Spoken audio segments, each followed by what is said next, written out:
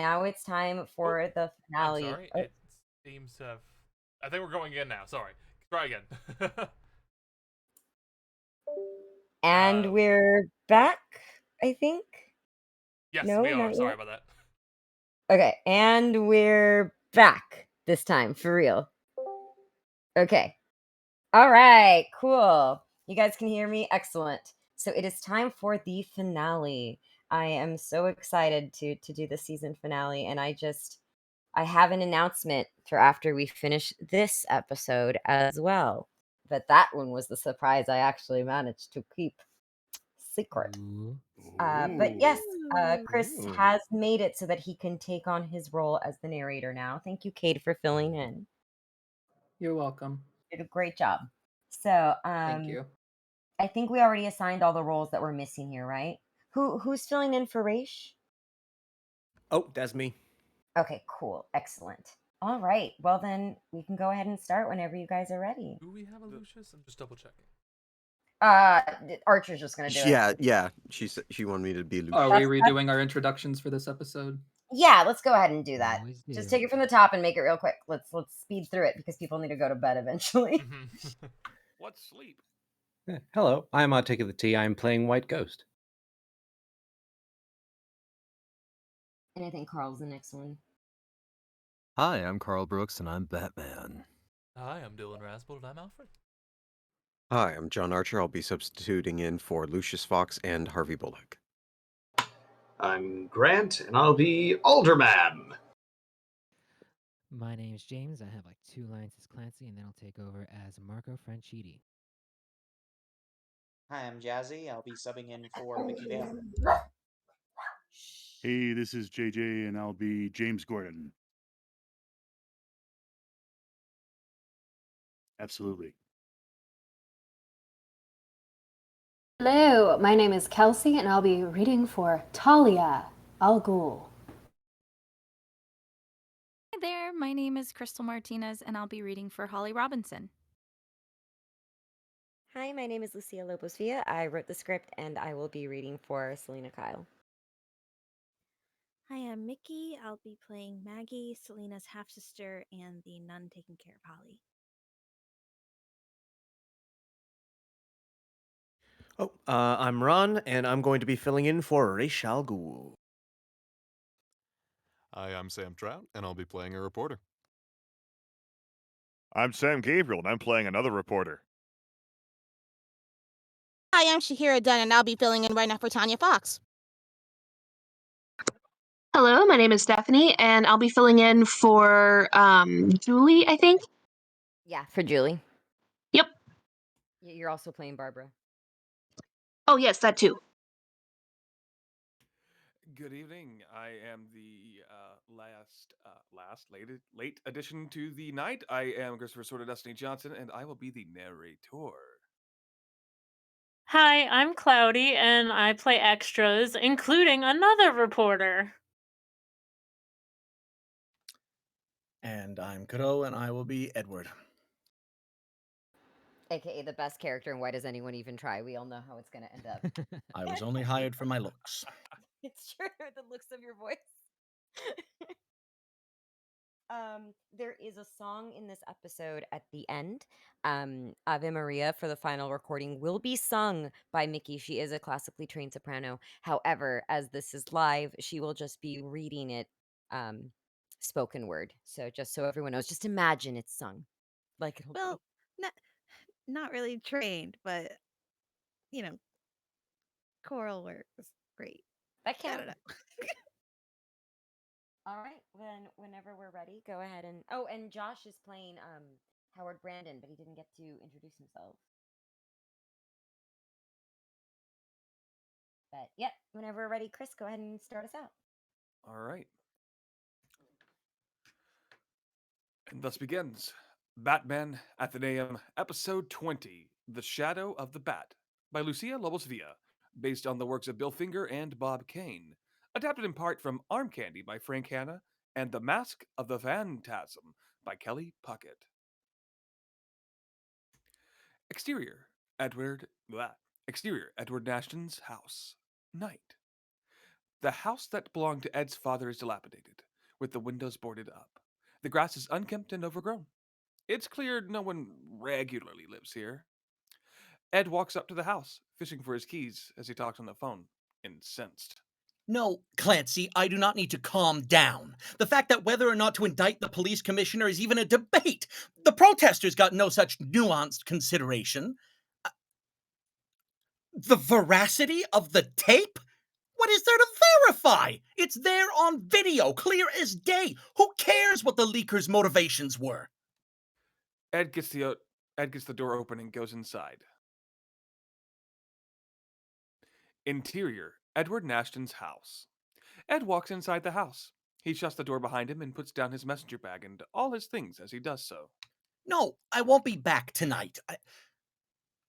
I'm fine. No, Gertrude, put Clancy back on the phone.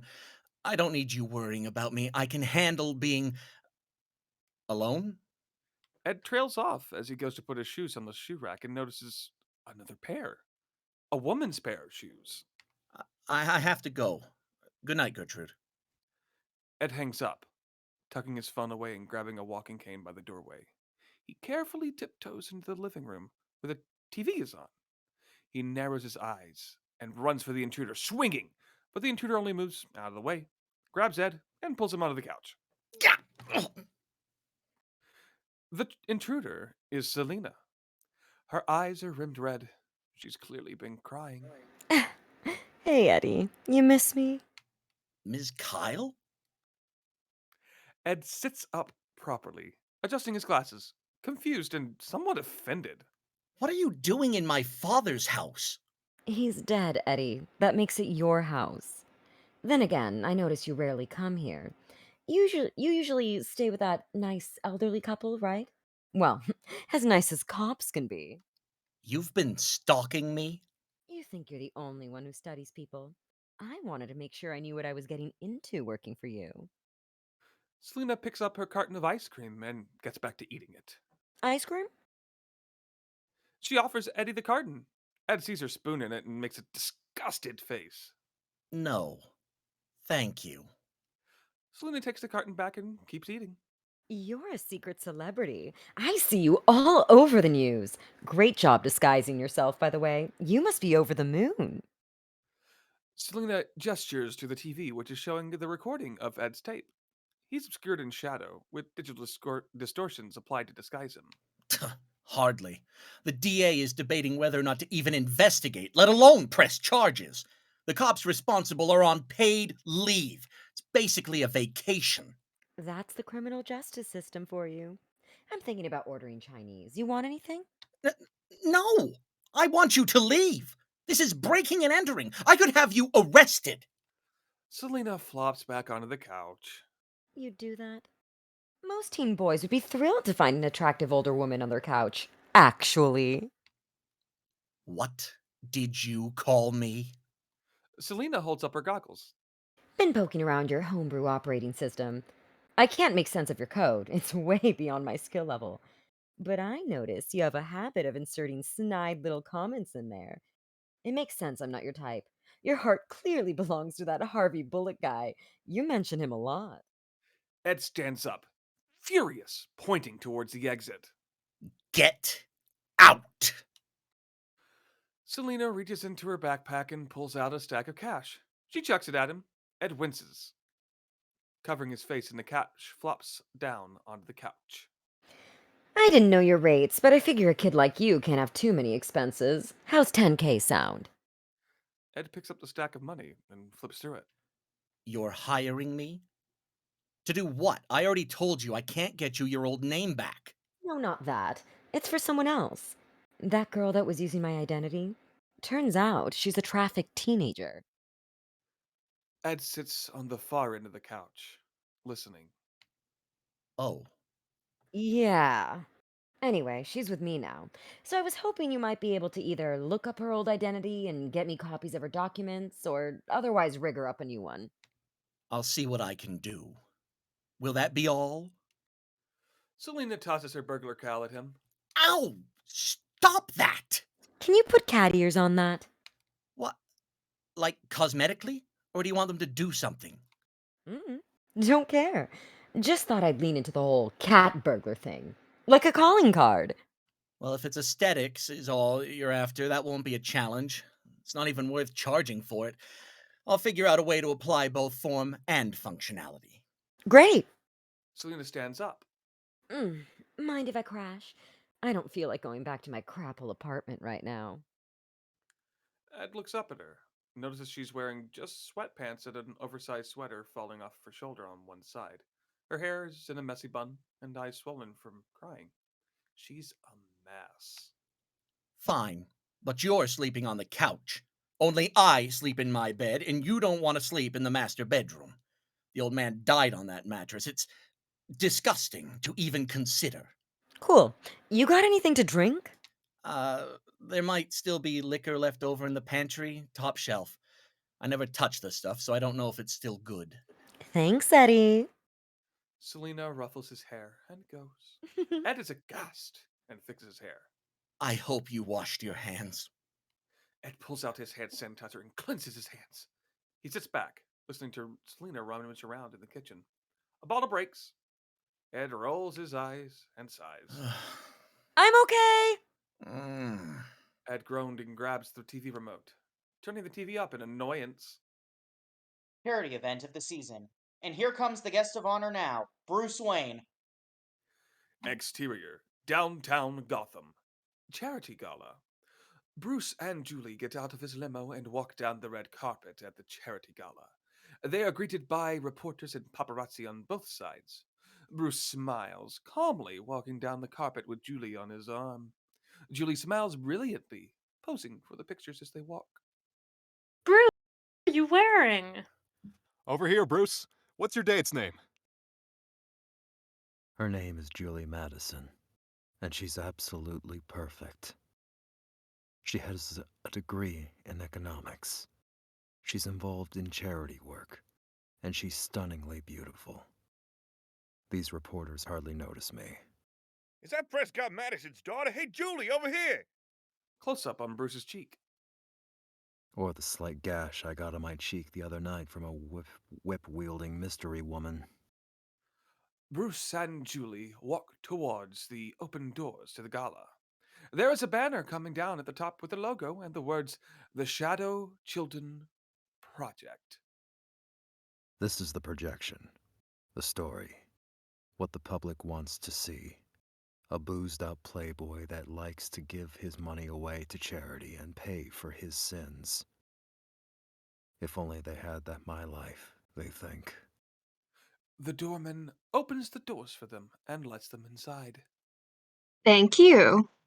She winks, and the doorman blushes. If only. Interior Charity Gala.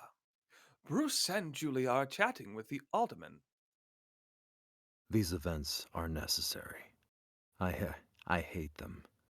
Everybody lined up to congratulate one another on how great they are. The Shadow Children Project sounds sinister, but, well, why don't I let Julie explain? I lost my place, I'm sorry. Bottom of 7. There we go. It's to help abused, runaway, and trafficked children, to bring them out of the shadows and into the light. There's nothing sinister about that, is there, Alderman? No. Isn't she great? Now, let's see that checkbook. Still, I'm all too happy to take their money. Bruce and Julie enjoy the evening. We get a montage of their night, talking to people, dancing, drinking champagne together. Interior, Wayne Manor, Bruce's room. Julie is in her night slip, asleep on Bruce's bed. Bruce is wearing only a robe, standing by the open window. The moonlight streaming in is the only source of light in the room, but it's a bright, full moon tonight. Bruce looks down at Julie as the slight breeze blows his robes.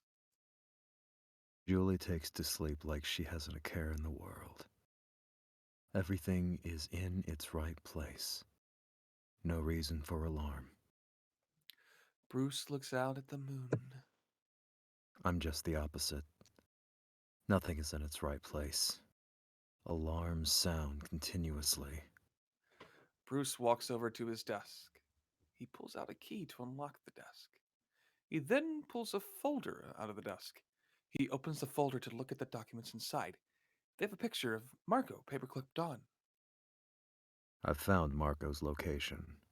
I've delayed investigating it further after the last debacle.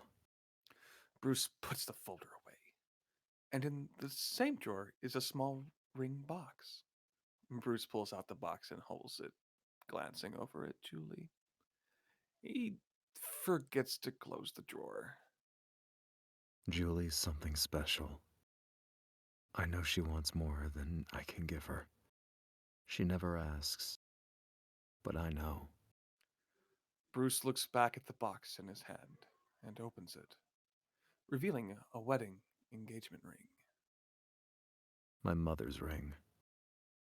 My hands shake. I can't let Julie get too close. I can't let her find out my secrets. Bruce closes the box and puts it in his pocket. I made a vow. Bruce goes over to the bed and sits on it, looking at Julie with background Walla.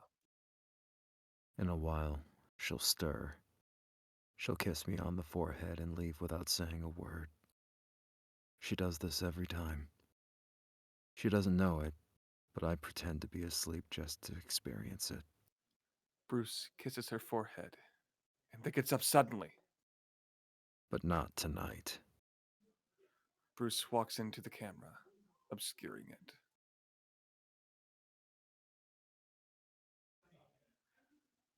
I'm sorry, Brian Massey is loud.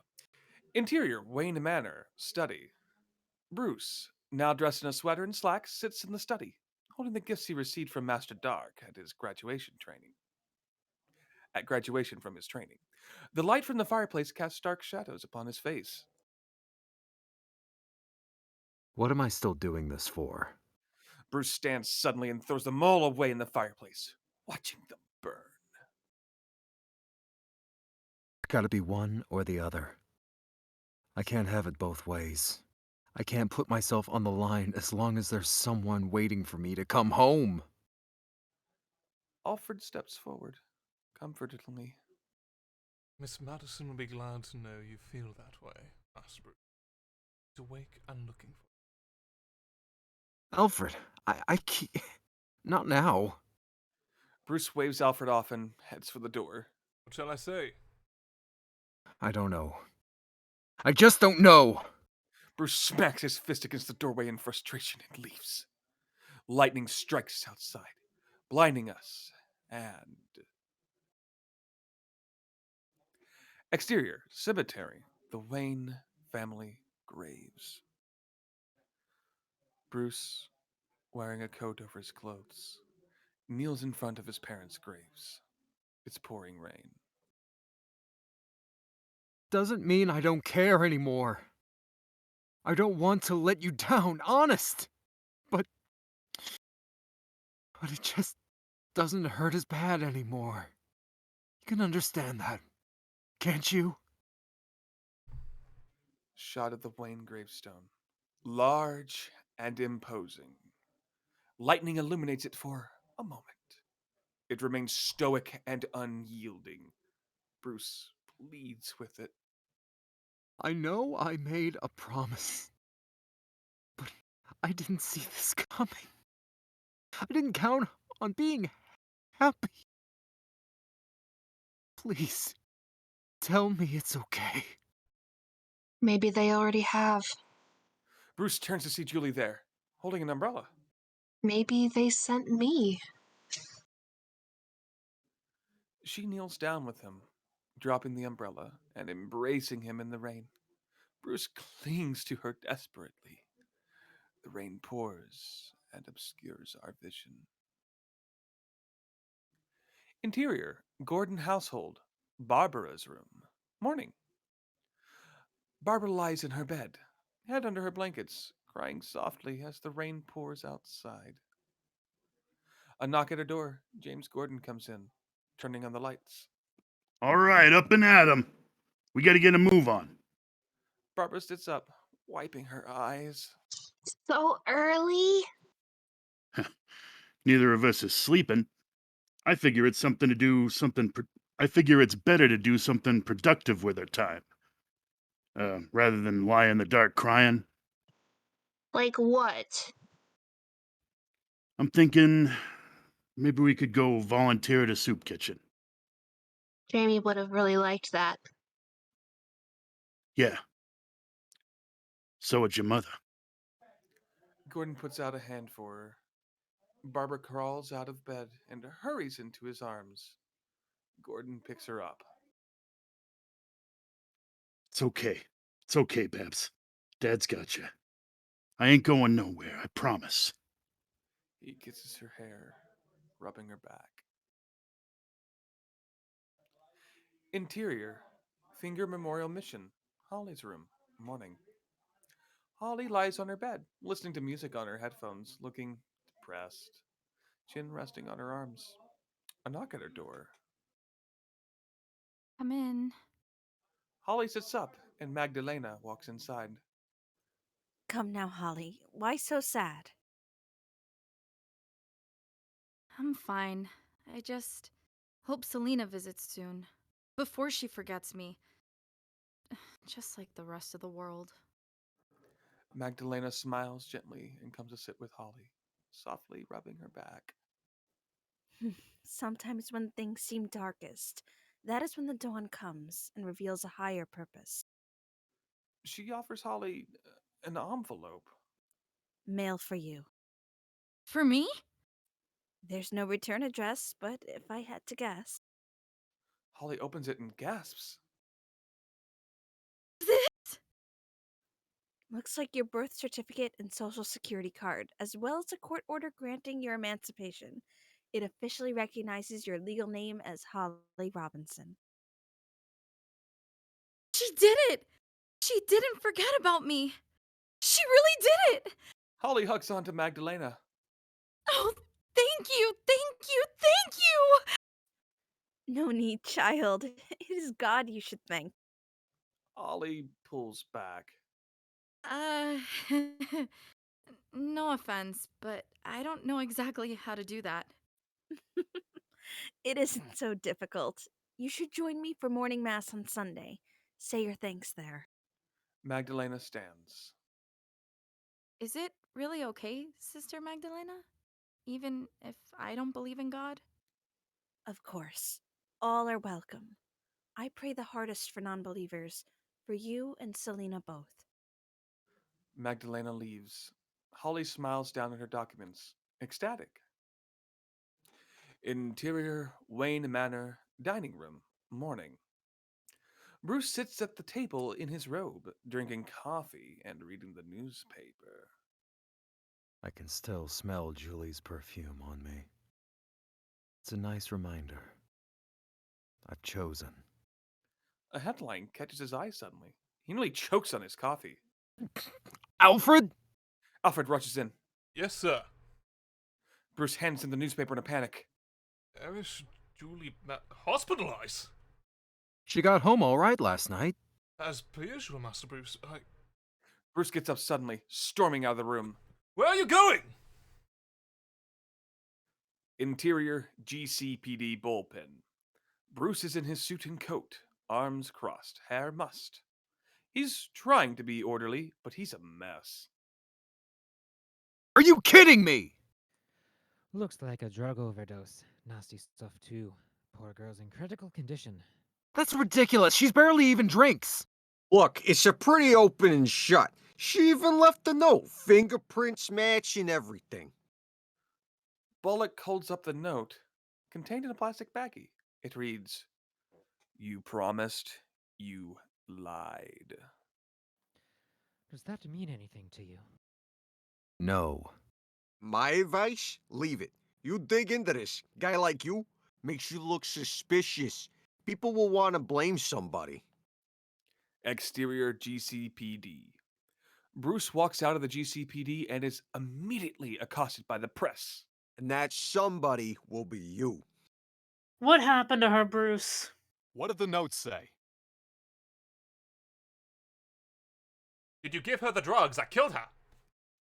A reporter sticks a microphone in Bruce's face as he tries to get to his car. Bruce shoves their arm away, causing the mic to go flying. Get that microphone out of my face! That cut on your cheek, Mr. Wayne, is that new? Were you two fighting last night? Bruce gets into his car, slamming the door shut. Alfred starts driving. I think you handled that rather well. Did you find anything else, sir? Did you find anything of use? Bruce looks up at Alfred darkly, reflected in the rearview mirror. She was murdered. Exterior, Julie's penthouse apartment. Night. Bruce, wearing his ninja gear, stands on the roof. He skillfully sneaks in through the window. The apartment's been sealed, and the press are swarming like vultures below. I called Julie's parents. They said she battled depression as a child. Interior, Julie's penthouse apartment. Living room. Bruce takes out a pen flashlight and starts looking around. I refuse to accept that. There is no way Julie tried to kill herself. You promised, you lied. That's what the note said. My crime is I made no promises to her. I didn't get the chance. Bruce carefully opens the bedroom door, avoiding the police tape. Interior, Julie's penthouse apartment. Bedroom. Bruce quietly goes inside and keeps looking.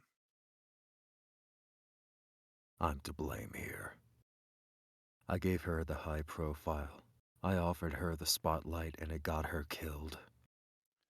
Bruce's flashlight falls on the bed. Bruce touches the impression on her pillow with a reverent, gloved hand. The authorities saw what they wanted to see. Another beautiful, rich heiress who couldn't stand being happy. Boo-hoo. The closet handle jiggles, startling him a bit. Bruce whirls around to face it, shining his flashlight on it. The handle jiggles again. But there's always something else. Something right there if you simply open your eyes and look. Bruce opens the closet door. Inside is a striped cat.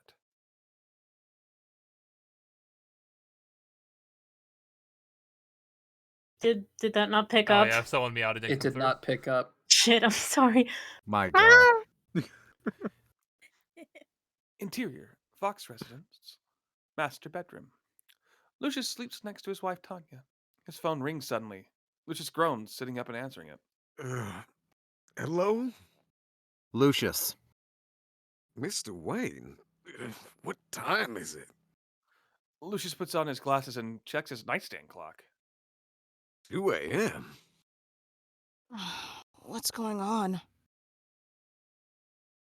I'm sorry to bother you so late, but I need you to bring me something from Wayne Medical. Discretion is of the utmost importance. Can I trust you?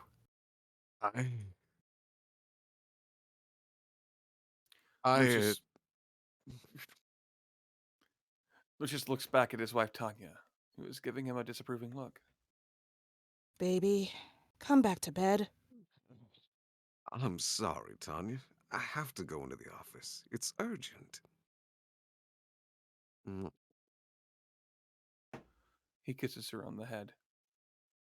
This hour? Can't it wait? It's part of the job. The head at R&D has to be available on call.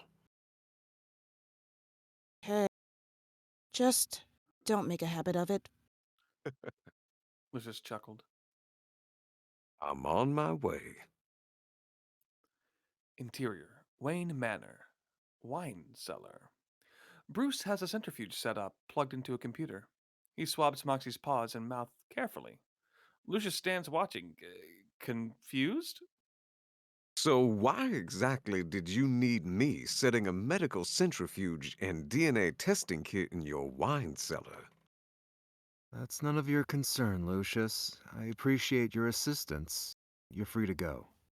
Alfred comes over and offers Lucius some coffee. Here you are, Mr. Fox. 2 sugars, no cream. Thank you, Alfred. My pleasure, sir. With all due respect, Mr. Wayne, it looks to me like you're swabbing that cat for DNA. This wouldn't have anything to do with what happened to that lovely Madison woman, would it? I'd like to know if I've just been made an accessory to a crime. I agree with Mr. Fox. You brought him into this. You owe him an explanation. Bruce sighs, frustrated, as he puts the centrifuge to run. This is Julie's cat, Moxie. She's not friendly to strangers. The blood on her paws and mouth will tell me if anyone else was in that room. And this is an amateur murder investigation? I've told him it'd be best handled by the police, but he won't listen. No, I understand. If my wife was hospitalized by some maniac, I wouldn't trust the GCBG to do jack squat about it. Here, let me help. Lucius gets back on the computer and starts operating it. Bruce sits back, holding his head. The closer I get to an answer, the more I feel my blood coming up. I want to punish who did this. I want to annihilate them completely. Moxie jumps into Bruce's lap, purring. Bruce brushes her away gently. I want revenge.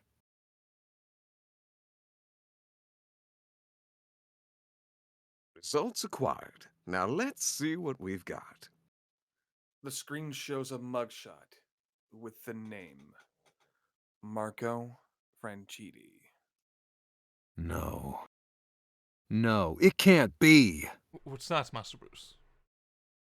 It's Marco. Marco, sir. Bruce gets up, storming past Alfred and out of the cellar. You know damn well who I'm talking about! Interior Wayne Manor, Bruce's room. Bruce rushes into his room in a panic. It can't be. I kept that drawer locked. Please tell me it wasn't my fault. He opens his desk drawer and pulls out the file. The papers are gone. Bruce falls to his knee in shock, dropping the empty folder. It is. I killed her. Alfred knocks on the door, then peeks in cautiously. Bruce? Bruce? Thank Lucius for his help. Tell him to go home. I'd like to be alone. Oh well. Alfred goes. Bruce sits in the shadows of his dark room, alone, clutching his face. Then he looks up, furious, the shadows casting a mask on his face.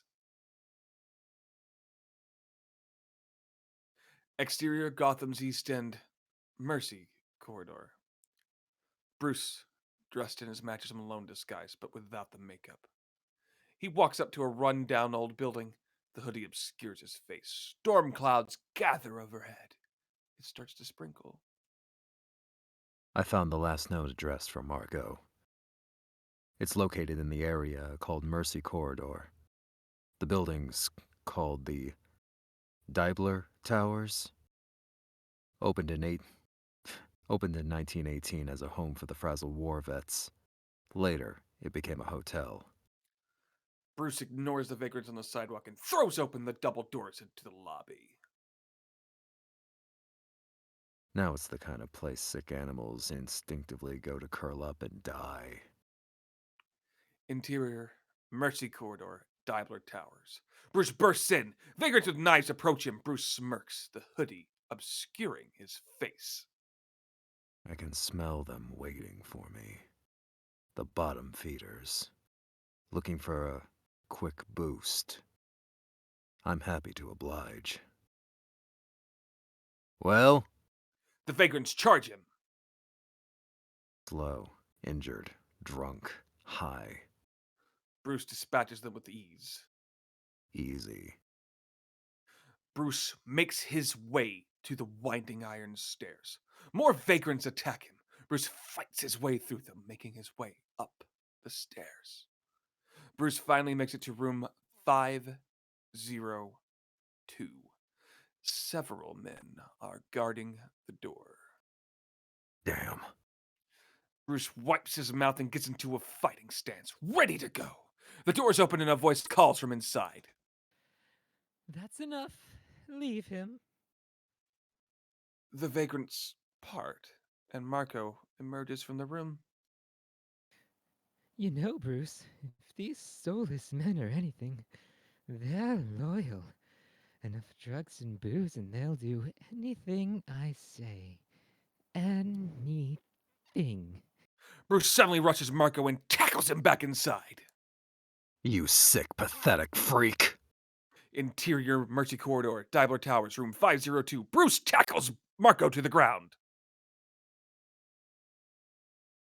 I should gut you for what you did to her. She was everything that is good in this world, not like you. I'm sick, Bruce. I can't control myself. I've done horrible things to women, to children, and it's all her fault and yours. Enraged, Bruce grabs Marco and throws him out the window onto a large ledge which serves as the roof for another section of the building. Exterior, Mercy Corridor, Diabler Towers, roof landing. Marco lands on the floor. Bruce perches on the windowsill, ignoring all the jagged, broken glass. It's raining now. Get it straight. It wasn't Julie's fault that the monster plucked you off the streets when you were kids. It was my fault she was your only friend. Lies! We were friends. What are you talking about? I don't know you! Marco staggers to his feet, shards of glass sticking out of his body in several places. I knew you forgot. You were so popular as a kid. I'm sure you didn't know half the people who wanted to be around you at school. You never noticed me much. But after your parents died, you pushed everyone away. Everyone but Tommy. I tried reaching out, but Tommy told me the truth. How you looked down on me. How you thought you were too good for everyone else. Julie was the only friend I had left. And even she abandoned me in the end. I never said anything like that. And neither would Tommy. You're confused. Julie risked her life trying to save you. She called the police, but they didn't believe her. Do you have any idea what I was put through?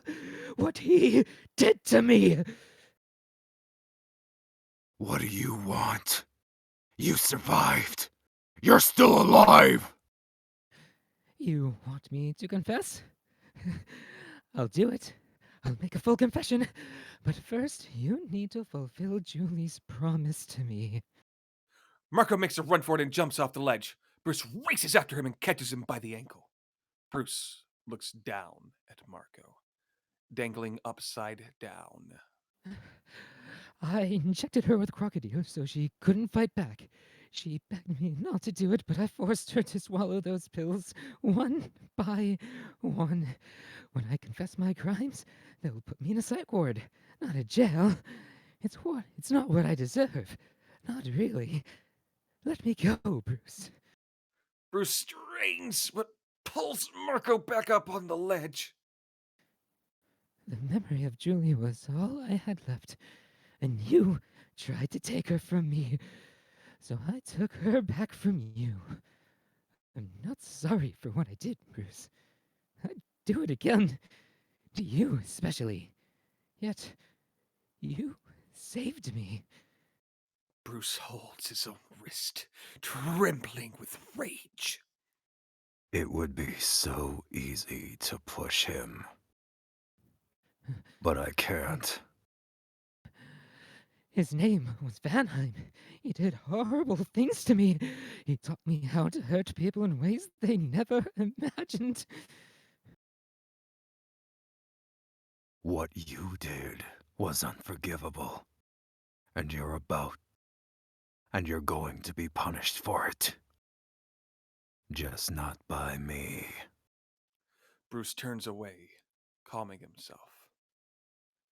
No response. Bruce turns back. You! Marco is gone, Bruce rushes over the ledge and looks down just in time to hear the crash. Marco leapt to his depth. Marco leapt to his death and landed on a car, shattering it and himself. The car alarm blares and then dies from the damage.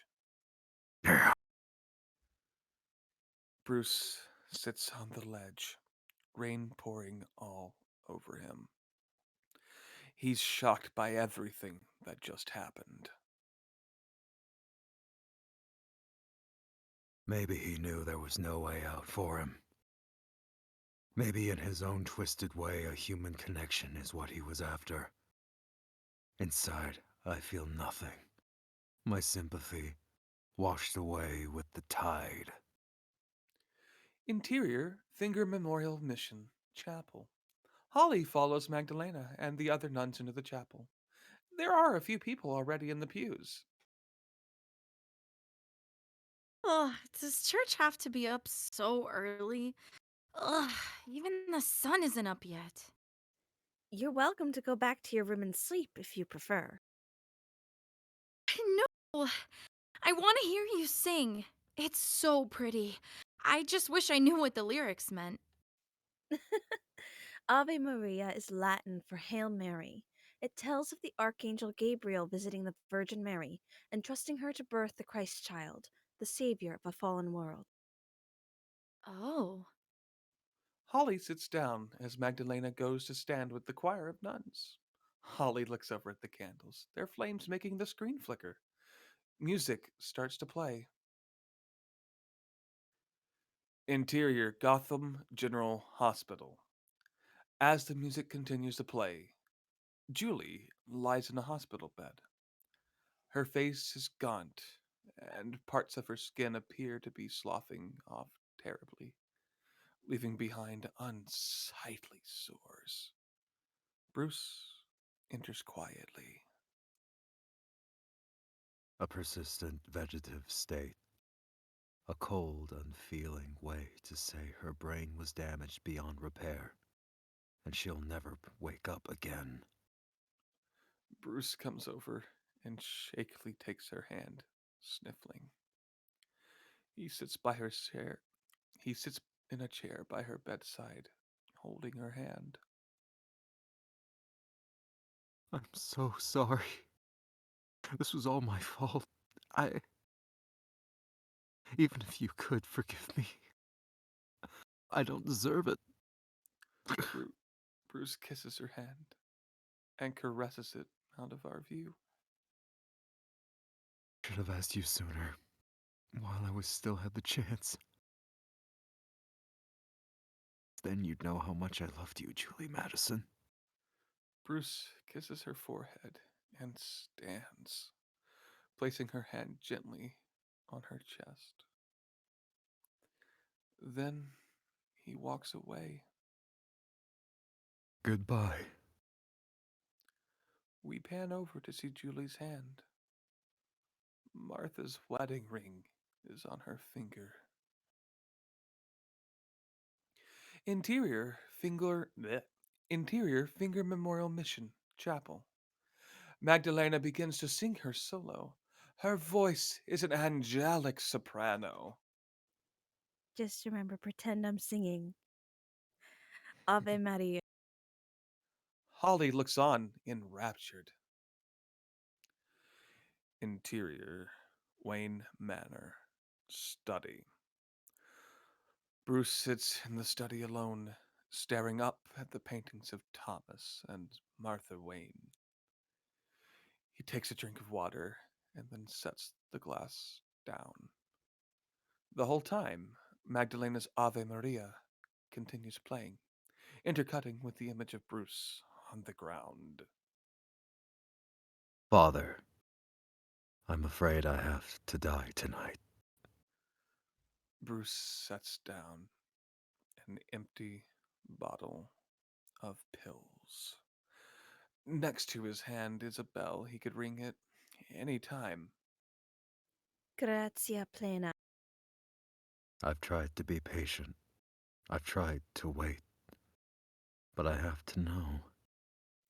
Maria grazia plena. Maria grazia plena. His breathing starts to hitch. How, Father? How was I supposed to do it? How could I have made them afraid? Too afraid. To hurt her? Ave, Ave Dominus, Dominus tecum. Bruce's hand twitches by the bell. If I ring this bell, Alfred will come. He can administer the naloxone in time. Stop my lungs from paralyzing and suffocating me. Another of your gifts to me, Father. Interior Finger Memorial Mission Chapel. The rest of the choir chimes in with Magdalena. Ave Maria, gratia plena. Interior Wayne Manor Study. Bruce's head starts to lull. He leans back against the recliner behind him, his head resting on the seat. His breathing labored. I have wealth. The family manor rests above a huge cave that would have been the perfect headquarters. I should have kept my files hidden there. Underground. Maria gratia plena, Maria gratia plena. Ave, Ave Dominus, Dominus tecum. I have everything but patience. I'd rather die than wait another hour. This pain. Alone. I've been waiting 17 years. Since that night. Exterior Crime Alley past. Bruce has quick flashes of his parents being shot and falling to the ground beside him, dead.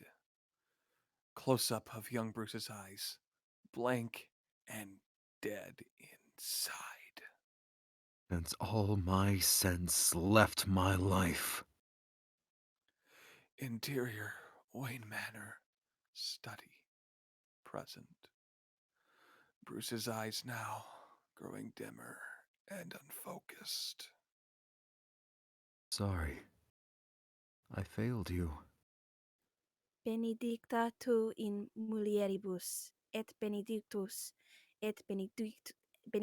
fructus ventris, ventris tui, Jesus. Suddenly a bat seems to phase through the window. Bruce can just barely roll his head to look at it. I've seen it before. Somewhere. Interior Wayne Manor Study past. Bruce recalls being in here with Julie, and a bat bursting in through the window. He shielded her from it. Interior Wayne Manor Study present. This bat flies in and lands on a statue bust, standing across from Bruce, staring at him. Et benedictus fructis ventris, ventris tui, Jesus. It frightened me. As a boy. Exterior Wayne Manor Gardens, bottom of the hole, past. Young Bruce is swarmed with bats. Interior Wayne Study Manor. Wayne Manor Study. Present. Sunrise. The bat stands tall, raising its wings, and screeches. The sun starting to rise behind it and casting a shadow onto Bruce in the shape of a bat. Ave Maria, gratia plena. Yes, Father. I understand. Bruce reaches weakly for the bell, barely able to clasp it in his hand. I shall become a bat. Bruce collapses onto the floor. Interior Finger Memorial Mission Chapel. Everyone in the pews stands to applaud, including Holly, who is smiling, in tears so moved. The chapel bells ring. Holly looks up to listen to them.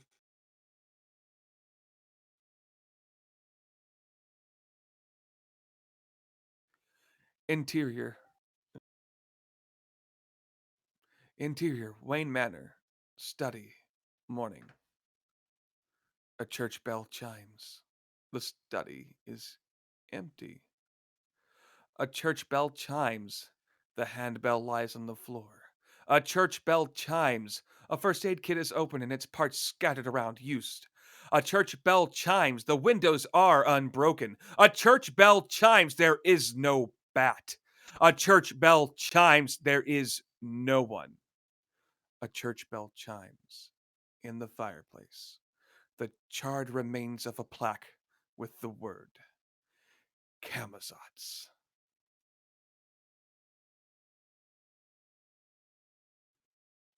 Roll credits. But suddenly, Marvel post-credit scene. Hey, wrong franchise. Interior, the Black Citadel. Raises chambers. Rage stands staring out the window at the top of his tower. White Ghost is on the floor, kneeling before him, head bowed. This is dreadful news, Dusan. I had that land in Gotham condemned long ago for a reason. Perhaps, my lord Ra's al Ghul, this cobblepot fellow who bought the land will do nothing with it. Or perhaps he will build atop it, and what lies beneath will remain so.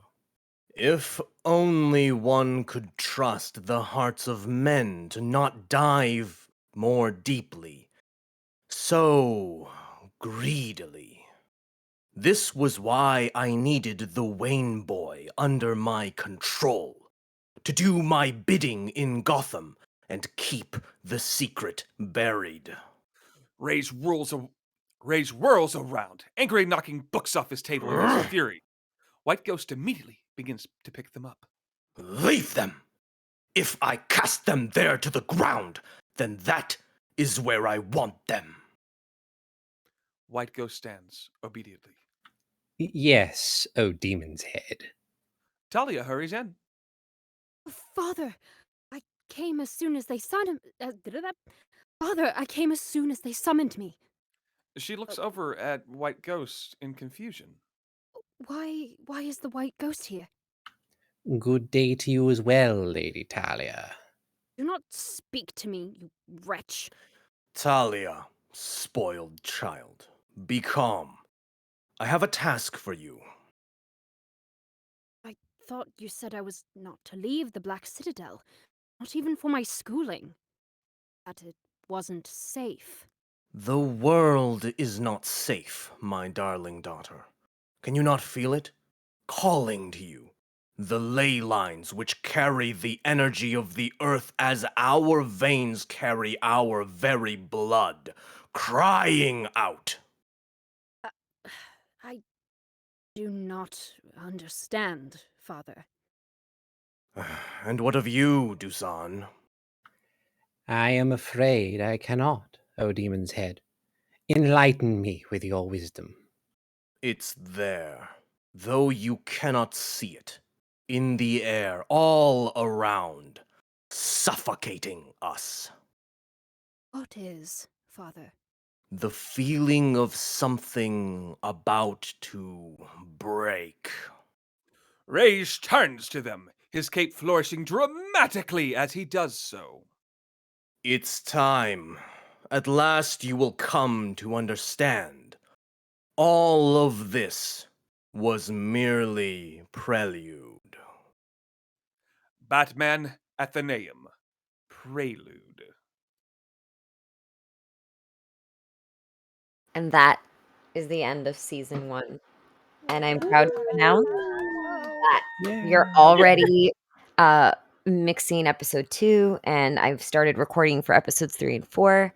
And I am also happy to announce that the next season will be Batman Athenaeum Year 1. Thank you, everyone. That,